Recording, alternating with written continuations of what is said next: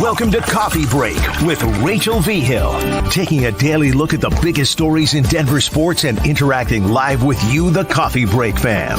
So sit back, relax, grab a cup of joe, and enjoy your coffee break.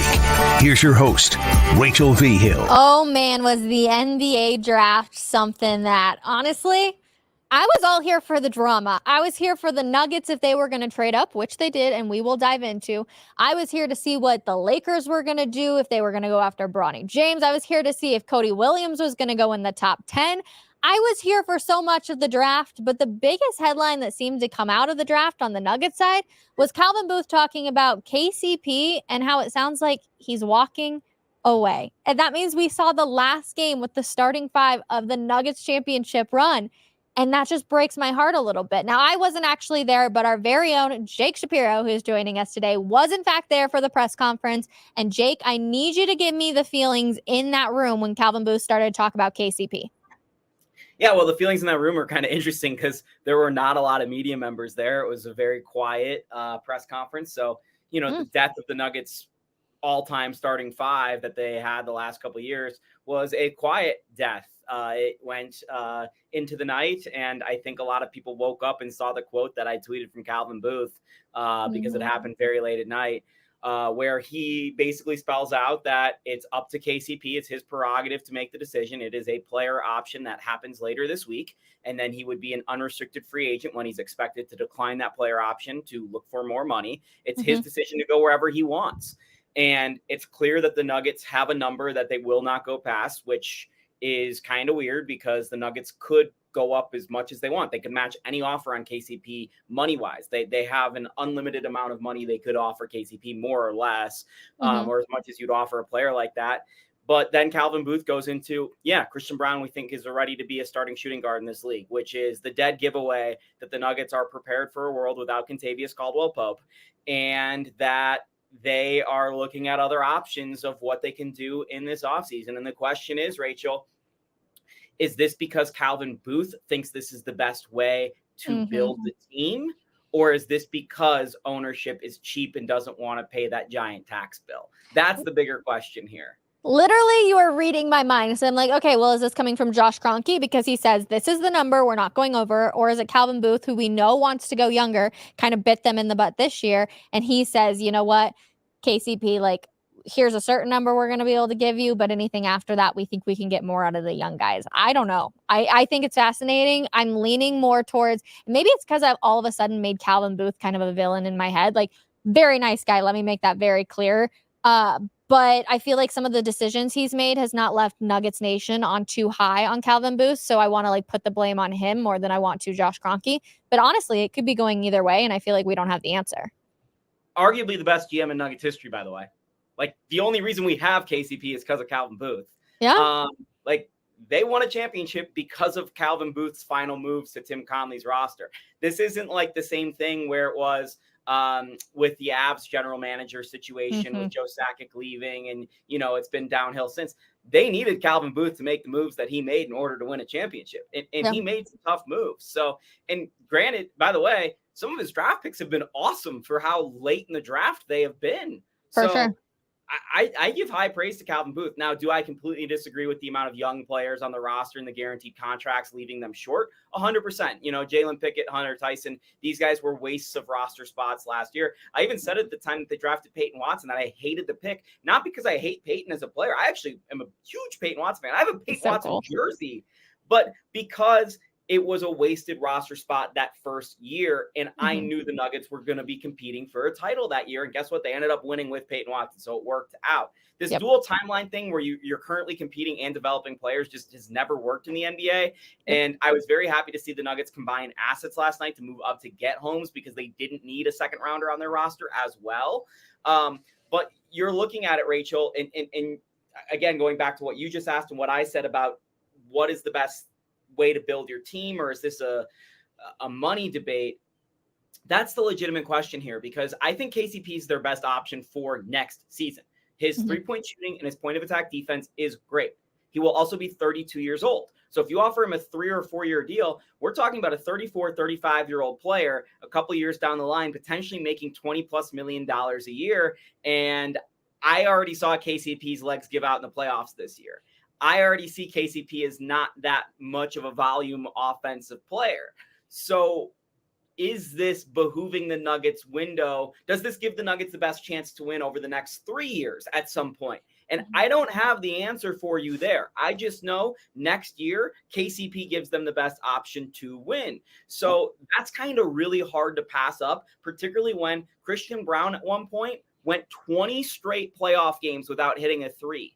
KCP only didn't hit a three in 5 of his 32 playoff games as a Nugget so far. So that stuff is really important. And Rachel, you'll remember going back to the Warriors series, going back to the Suns series, how bad the Nuggets guard defense on the perimeter, their point of attack defense was before they got KCP. The Nuggets have literally not lost to the Warriors since they acquired KCP. Mm-hmm. That's how big of a move that was to stop some of these smaller guards. So with KCP, they're a good defense. They were literally a top 5 defense in the NBA this year. Without KCP, I think we're going to start seeing Jokic on those low lights for, the defensive liabilities that people hunt him down for, because KCP has solved a lot of those. KCP has helped Jokic become a better defender in the ways that he picks up his teammates. Which is my biggest concern, is the defensive side of things. And that's why I'm just like, pay him whatever. I don't know if KCP wants a longer contract, but I'm like, why not do a 1 or 2 year contract for KCP? Just pay him whatever the heck he wants to do that, because your championship window, Jake, we talk about it all the time. It's so small. It is so small. And what if they can't find somebody else defensively who is as good as KCP? Listen, I get it. Christian Braun is really good. I understand that conversation. But like you just said, even when it comes to the 3 ball, we can see him be inconsistent. He's still a young player compared to where KCP is at. That championship window is so small. Do not waste it when you have the best player on the world in Nikola Jokic. Just don't take the risk, in my personal opinion. I wrote this last night. It's not an either or with Christian Braun and KCP. That's the thing here. It's not like they're choosing one or the other. If they choose to keep KCP, Christian Braun's still on the roster. Yeah. So you can love Christian Braun as much as you want. I love Christian Braun as a player. Same. I think he's going to be a starting shooting guard in the NBA one day. But you can keep him on your bench for now. The problem is, Rachel, if you let go of KCP, you're in a world where you need to find someone else in your starting 5. I just don't think Christian Braun is ready. And what that looks like is you're trading Zeke Naji and Reggie Jackson for, Bogdan Bogdanovic or someone like that, which would be a good player, not as good of a player as KCP, but a good player. And then you're going to need to absolutely nail a $5 million free agent like DeAnthony Melton or something, kind of in that Reggie Jackson range. Mm-hmm. So you're rebuilding basically not only your starting 5, but key members of your bench. And then you have to be comfortable with rolling out Deron Holmes as a rookie center basically from day 1 next year. Yep. You're basically taking a giant gamble. Now, if you re-sign KCP to whatever he wants, your options and what you're doing with your bench are basically, all right, well, you're bringing back Reggie Jackson or making a minor move with Reggie or Zeke's contracts, but you can't trade both of them for a single player. And then you're bringing in veterans that, are frankly bouncing in and out of the league or kind of towards the end of their career, like a Mason Plumlee or a Gogo Bitadze. So the Nuggets are between a rock and a hard place. I'm not saying Calvin Booth's decision on this is easy, but I think it's pretty clear that for next year, KCP is their best option for that team. But yeah, the Nuggets have a serious issue with how they're going to fill in that starting 2 guard spot. And the other thing that gets overlooked here, Rachel, is could the Nuggets get someone potentially more talented than KCP or a higher upside than KCP? Sure, they could get a younger player that could develop into a player like that. The thing is, KCP fits perfectly. The Nuggets traded 2 starters, Monte Morris and Will Barton, for KCP. And the trade is amazing because of the fit, not necessarily because of the talent. The fit is so important in the NBA, and it gets completely overlooked. And that's why you see a deal like you saw with the New York Knicks 2 nights ago, getting Bridges, and they overpaid a lot. They paid more for Bridges than the Suns paid for Durant because the fit was just too good to pass up on. Yep. 100%. Okay, so let's play the opposite side of things. We're sitting here talking about ownership and Calvin Booth, not being able to bring him back on that case. What if it's just that KCP doesn't want to come back? Is that even a question? Like, have we heard anything from his camp? Obviously, Saturday is going to be the day that we should find out about what's going to happen with his player option. But like, What if KCP wants to go explore other options, or do you truthfully just believe it's all about the money? That's within his right. I do think that there are some very interesting teams that could offer him some real cash that the Nuggets are going to be scared to give him. The Philadelphia 76ers have a lot of cap space. They are linked heavily to Paul George. If they don't get Paul George, KCP does a lot of the same things Paul George does, just doesn't score 25 points a game. He scores 10. He's a good defensive player, is a three-point shooter. Just the volume is a lot different. So that would make a lot of sense for the Philadelphia 76ers, who, by the way, I loved their draft pick last night, Jared McCain from Duke. So that's like a really fun backcourt. And filling out that team with McCain, Maxey, and then KCP, and then like maybe Nick Batum and Joel Embiid, that's a really good starting five. Yeah. So I like that option. KCP's other option in my mind is the Orlando Magic, who were the fourth best team in the East this year, have some really talented young players like Paolo Banchero, Franz Wagner. They can offer KCP a lot of money, and they're already good.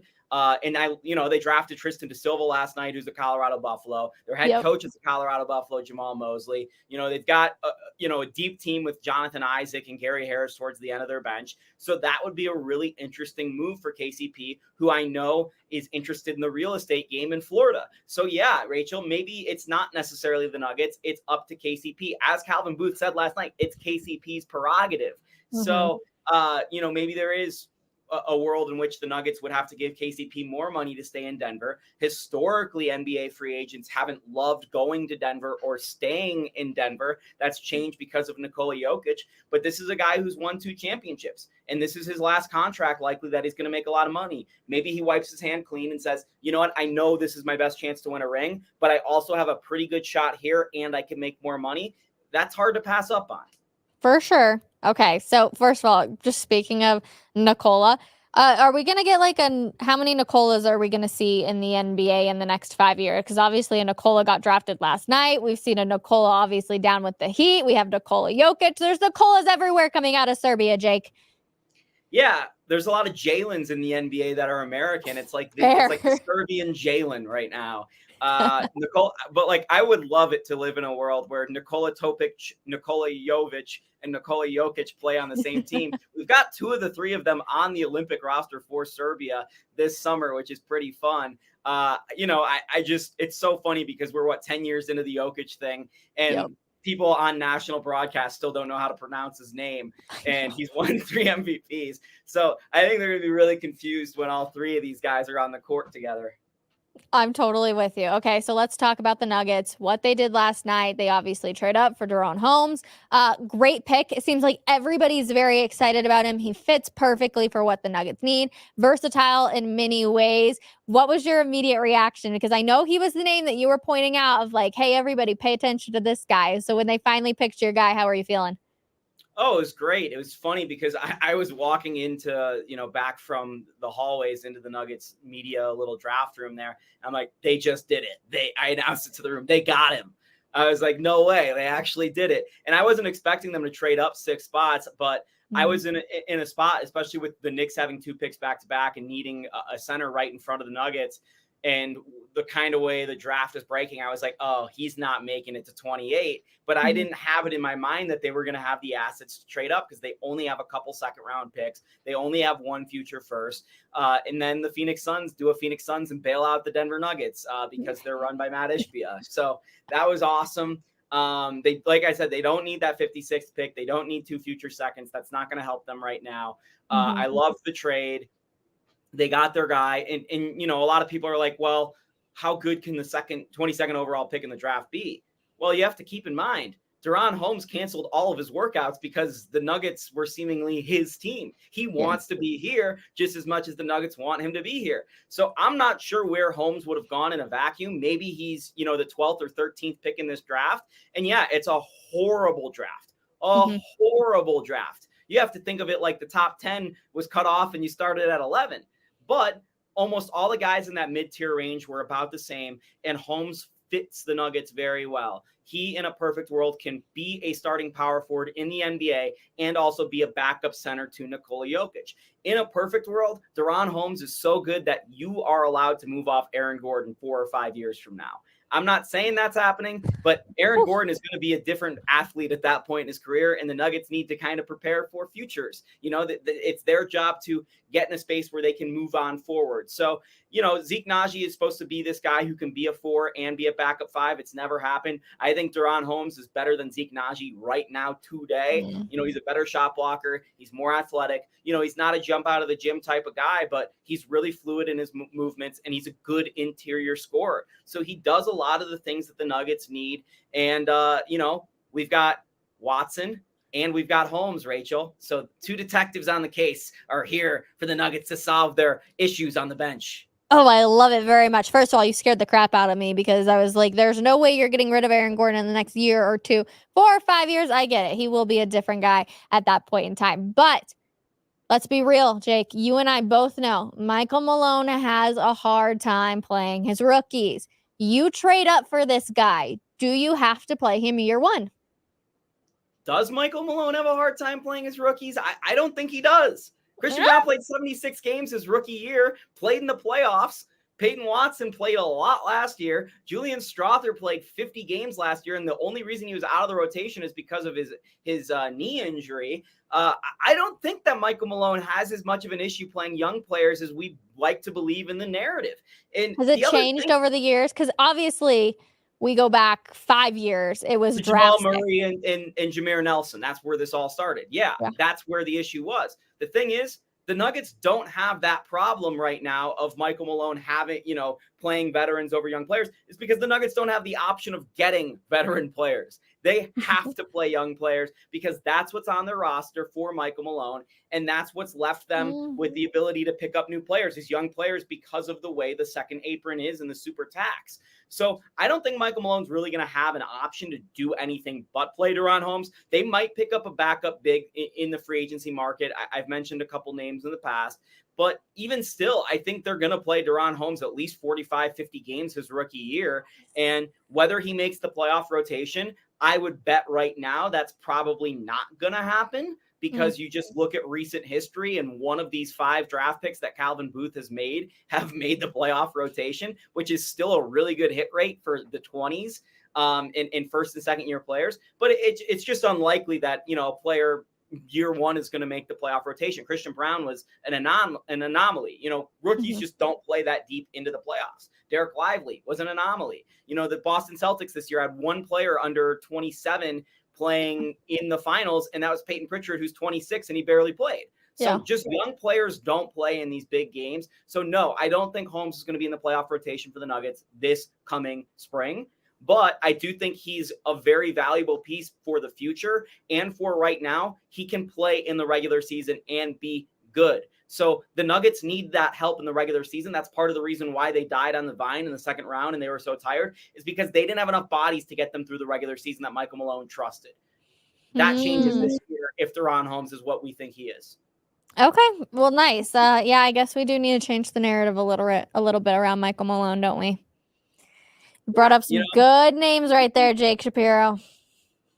Me and Marilat are a little different on our thoughts on Michael Malone, though I think we both agree, and I don't want to put words in James' mouth, but I can say for myself, I do blame a lot of the downfall of last season on both Calvin Booth's roster building of having too many guaranteed contracts, 2 young players, and them not having enough playable bodies come the postseason. And then the way Michael Malone handled the second half of the season, they got a little too egotistical chasing that 1 seed. They did not need it, and they only ended up getting the 2, and they were tired from that Spurs game on. So, that's why I blame the Nuggets and Michael Malone for the failures of last season. I think that's okay if your coach costs you 1 of the years in your championship window, especially when he does such a good job in that championship run.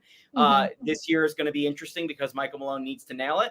And the Denver Nuggets need to find a way to either rebuild around losing KCP, which looks like it's going to happen, or they're going to have to find ways to kind of reinvigorate that core and that bench with limited assets while KCP is still there. And having guys like Deron Holmes or having Julian Strawther healthy and Vlatko Čančar, who tore his ACL last year, having him play like 70 games, who was very good 2 years ago for the Nuggets. Like those are very big keys. And that's why getting a point guard of Reggie Jackson's caliber or even better is huge for the Nuggets, because they need to take miles off Jamal Murray's legs so that these guys are ready to go come postseason. You cannot forget that going into the playoffs 2 years ago, Jamal Murray played he missed like 4 of the last 5 games. Jokic missed like 5 of the last 6. The Nuggets went 13-12 in the second half. They did not care about the second half of the season, and they rested their bodies. You saw the results come the postseason. They came out on fire.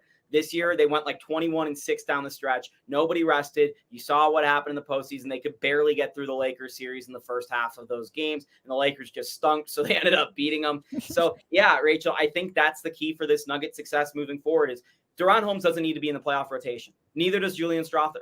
But they need to be playable in the regular season and people that Michael Malone can count on. And Michael Malone needs to get a little bit more creative with his starting lineups and also the way he staggers his bench minutes. Can Michael Porter Jr. be the guy when Nikola Jokic and Jamal Murray are off the floor? Can Julian Strawther play, 25 minutes a night in January? Like, these are the things that aren't going to be that sexy, and Nuggets fans, when they turn on the TV in April for the playoffs, aren't going to be like, wow, that really made a difference. But I'm telling you, this is what's going to make the difference, because the Nuggets were this far off of winning an NBA title this year, whether you believe it or not. They were that close, and in the finals, they would have ran in the Boston Celtics, who were no doubt a better team, but Kristaps Porzingis faced a serious injury, and they would have had no one to guard Nikola Jokic late in that series. So they were this close. It's all a game of chess, huh? How you play the game of chess all throughout the season. So interested. Okay, last question for you, because obviously the show goes by way too fast, but they're done, right? Everybody's talking about, Reggie Jackson could be involved with a trade, all of these things. No more picks. You're just done, correct? Yeah, Calvin Booth said it's unwise for the Nuggets to get back in the second round. The one thing they could do is look to draft an undrafted free agent, or not draft, but sign an undrafted free agent. That's something the Nuggets have been pretty good about in the past. The one guy I'm looking at is his name's Tristan Newton from UConn. I do not think he's going to go undrafted in the second round, but I know the Nuggets have eyed him pretty heavily. Other than that, they're going to have to build out these two-way contract guys, which, again, they won't play in the postseason, but they're valuable for getting you through the regular season. Those are guys in the past like Colin Gillespie, a Jack White, and in, best case scenario, a Monte Morris. So they'll be looking at that over the next few weeks and into Summer League of which 3 guys they're going to use their two-way contracts on. Well, we will be paying attention to what happens on Saturday to see if, in fact, KCP does want to test the waters for free agency. Jake Shapiro, excellent job last night. All of your articles were so well written. You gave so much information. So job well done. And I appreciate you taking some time with me today. Yeah, unlike me and you, the newest Denverite got some free Wendy's. I know. Come on. Where's my chicken nuggets? Where's our saucy nugs? I want some saucy nugs. Gosh, also huge shout out to the Wendy's social team, because they are just absolutely killing it. Yeah, I'm super jealous. On the chicken nuggets, the saucy nuggets, whatever you want to call them, I'm very jealous. But you and I, maybe we'll have to get some Wendy's for our next team meeting. Jake Shapiro, appreciate you, my friend. All right, everybody, that is going to do it for today's episode of Coffee Break, though. Huge shout out to Jake. Seriously, he absolutely killed it last night. He kept everybody up to date on all of the moves that were happening down there at Ball Arena with the Denver Nuggets. So amazing job by him. Check out his articles, denversports.com. And to all of you, I appreciate you hanging with us. We'll see what the Avs have happened tonight. Is McKinnon going to win the heart? We'll have Will Peterson on the show tomorrow, so definitely come hang out with us. Love you guys so much, and we'll see you then. Bye.